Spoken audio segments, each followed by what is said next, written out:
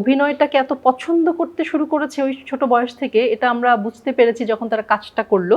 Direction দিতে গিয়ে ওর বাবাকেই একটা সিনে আমি একটা শটে ছিলাম, একটা কাজ করছিলাম যে কাপড় তারের রোদ দিচ্ছিলাম। তো সেখানে টাপুর মানে টাপুর হচ্ছে পড়ে গেছে। তো টুপুর দৌড়ে আসবে বা টাপুর যেই দুজনে একজন দৌড়ে এসে বলবে যে আমি ছিলাম খালামণি, ওদের মা ছিল ইলোরা গহর আপু। তো খালামণি টাপুর না পড়ে গেছে, এইটা কথাটা বলবে আমাকে টুপুর দৌড়ে এসে। তো দৌড়ে আসছে, আসার পরে আমি ওটার কথা তাই বলে আমি কাপড় টাপড় নিয়ে আমি রওনা হচ্ছি। যেই স্টেপ দুটো দিয়েছি অমনি টুপুর বলল কাট।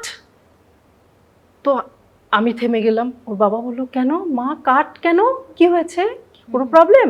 সে বলল বাবা এটা তো হতে পারে না। বলে কি হতে পারে না? বলে আমি এসে বললাম যে খালামণি টুপুর না টাপুর না পড়ে গিয়েছে। তো এইটা শুনে খালামণির হাত থেকে তো কাপড়গুলো পড়ে যাওয়ার কথা, মানে খালামণি তো কাপড় ফেলেই আমার সাথে দৌড় দিবে, খালামণি আবার কাপড় টাপড় হাতে গুছিয়ে নিয়ে তারপর আমার সাথে দৌড় দিবে, এটা তো হতে পারে না।